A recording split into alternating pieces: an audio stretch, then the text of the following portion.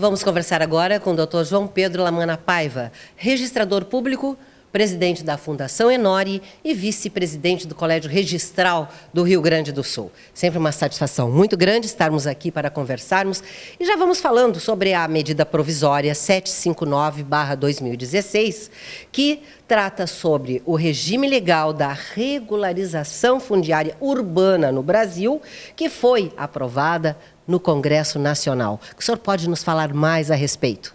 Bem, inicialmente eu quero mais uma vez agradecer ao Momento Jurídico por estar novamente nessa casa que é o Colégio Registral do Rio Grande do Sul, que é a casa do registrador.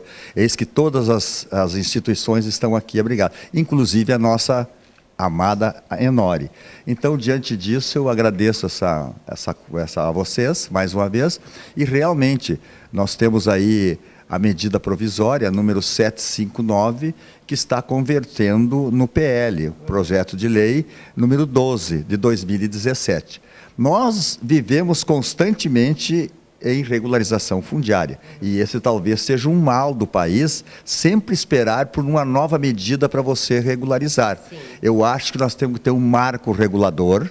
Esse marco, eu acho que está estabelecido agora pela medida provisória, que é 23 de dezembro de 2016, e o que ocorrer dali para frente, você tem que, digamos assim, cuidar, tem que ter gestão para que não aconteçam as irregularidades. Então, a medida provisória está aí.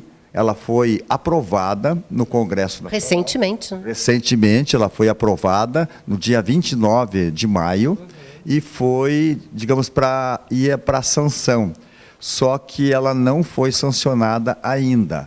O presidente da República não assinou, em virtude de que entrou uma medida, eu diria assim, é quase como se fosse um ADIM, né, no sentido de pedir para que volte essa medida provisória à Câmara de Deputados para que ele reestude as medidas, porque foi muito atropelado. Quem assistiu àquela cena da Câmara dos Deputados votando a medida provisória, aquelas 730 emendas, logo poderia sentir que aquilo ali não daria certo, e como de fato não deu. Então, muitos políticos, né, entraram com essa medida, sustando a sanção do PL número 12. E isso foi concedido, né, pelo ministro Barroso, que é o relator, e então o PL está voltando agora para a Câmara para ser analisadas algumas daquelas emendas. Mas então com isso, e como está a situação hoje? Ela está da seguinte forma: a medida provisória está em vigor, certo? Sem o PL. Então aquilo que foi previamente estabelecido lá, a medida provisória, em 23 de dezembro de 2016, ela permanece em vigor. Certo? As alterações é que não estão em vigor, em virtude de voltar para a Câmara dos Deputados. Então, podemos dizer com isso que essa medida ela veio para regularizar os imóveis novamente. Como eu falei no início, nós estamos em constante regularização, isso nunca se parou. E eu acho que isso aí nós devemos pensar, refletir melhor e começar então a atender as regularizações, o que tem no passado, dali para trás, que é o marco regulatório, a meu juízo, 23 de dezembro de 2016. E daqui para frente, então, pensar diferente.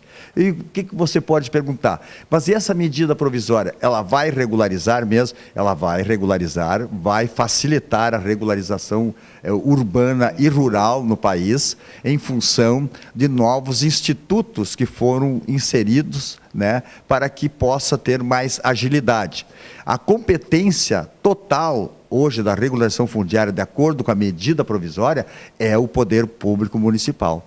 Ele foi beneficiado muito e é o grande responsável por as regularizações no país. Ele vai ter que se adaptar também, porque o município, a gente precisa dele, mas ele tem que estudar, ele tem que ter vontade e interesse na regularização, porque se não tiver vontade e interesse, não vai adiantar absolutamente nada. Então, a responsabilidade é muito grande do poder público. E nós estamos preocupados com isso, porque às vezes falta gestão. E gestão você só faz quando você está preparado para isso. Tá? E como os novos institutos, eles vieram para facilitar, né, a regularização fundiária, então nós vamos ver que com isso nós vamos continuar com a regulação fundiária de interesse social, a REURB-S, e a regulação fundiária de interesse específico, que é a REURB-E. Esta medida provisória não pode ser usada também na desjudicialização? Pode. Inclusive, nós temos um dispositivo, que é o artigo, se não me falha a memória, 36 do PL, que trata de conciliação e mediação, que é o que está na moda hoje. Então, isso aí é uma desjudicialização, aonde está previsto ali criar câmaras através dos municípios para serem decididos lá através da mediação e conciliação. Então, realmente serve. E hoje, a desjudicialização está em foco. Porque o que se quer com a desjudicialização? Nós queremos ajudar a desafogar o Poder Judiciário. O Poder Judiciário está entupido, desculpe o termo, de processo. E nós queremos ajudar. E para isso, então, desde 2004, quando saiu a Lei 10.931, que pela primeira vez, usando a desjudicialização, né, estabeleceu na Lei 10.931, tá, alterando a Lei 6.015, na retificação intramuros, a retificação extrajudicial. Antes, esse processo era feito somente no judiciário, agora não, ou desde 2004, pode ser feito diretamente no registro de imóveis. Então, atos de jurisdição voluntária que nós temos, poderão ser hoje transferidos para os notários e registradores. E o que é desjudicializar? Desjudicializar não é retirar de um poder e entregar para os notários e registradores, não. Desjudicialização, nós podemos caracterizar e conceituar como sendo uma possibilidade, uma via a mais que o usuário tem para escolher. Bom, eu quero retificar um imóvel, eu posso entrar no judiciário diretamente, como posso ir no registro de imóveis. E aí você vai ver, mas e o que isso, qual é a vantagem? Bom, quanto tempo leva no judiciário? Quanto tempo leva no registro de imóveis? Quanto é que custa no judiciário? Quanto é que custa no RI? Então isso é desjudicializar. E daí nós tivemos uma emenda constitucional número 45 de 2004, que está em vigor até hoje. E através dela é que surgiram outros casos, como na separação, no divórcio, no inventário, na partilha, que é desde 2007, que hoje temos mais de 1.500.000 ações pelos notários praticadas, que estariam lá no judiciário. Então, isso é desjudicializar, e sempre acompanhado de um profissional do direito, que é o advogado. Coisa que nós também não abrimos mão, que é necessário, até para termos o contraponto no inventário, na partilha, agora na uso capião, que é a mais recente lei, que foi previsto no Código de Processo Civil, a Lei 13.105, no artigo 1071, foi introduzido um artigo na Lei 6.015, 216A. Por esse dispositivo, então, hoje nós temos a uso capião extrajudicial. Então, na verdade, nós temos a uso capião judicial, que continua sendo feito pelo judiciário, é uma opção do possuidor.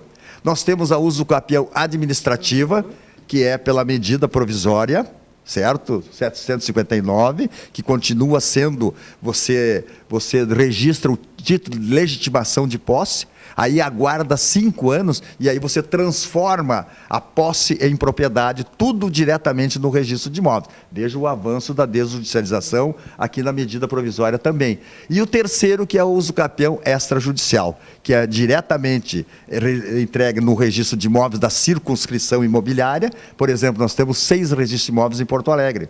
Então, qual a zona que pertence àquele imóvel que está sendo objeto de uso capião? A primeira, a terceira, a quinta, a segunda, a quarta ou a sexta, então isso você pode examinar por ali. E aí, mediante a apresentação de uma ata elaborada pelo notário, tabelião, e para comprovar a posse, juntamente com o advogado, ingressa no registro e aí a gente vai aí tratar da uso capião e deferir ou não se cabe ou não uso capião extrajudicial.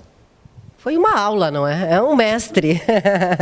Muito obrigado pelos seus esclarecimentos. Sempre é um grande prazer recebê-lo no Momento Jurídico e um grande abraço. Eu sempre digo que, graças ao Momento Jurídico, a nossa atividade aqui no Rio Grande do Sul está sendo muito bem conhecida, porque a sociedade não sabe quem somos, o que fazemos e o que representamos.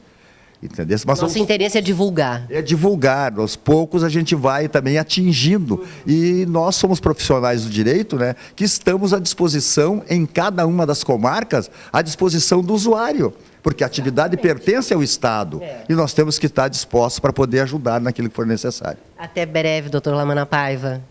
Um grande abraço novamente. Obrigado. Muito obrigado. Nós vamos ficando por aqui, sempre agradecendo muito a sua companhia. Muito obrigada.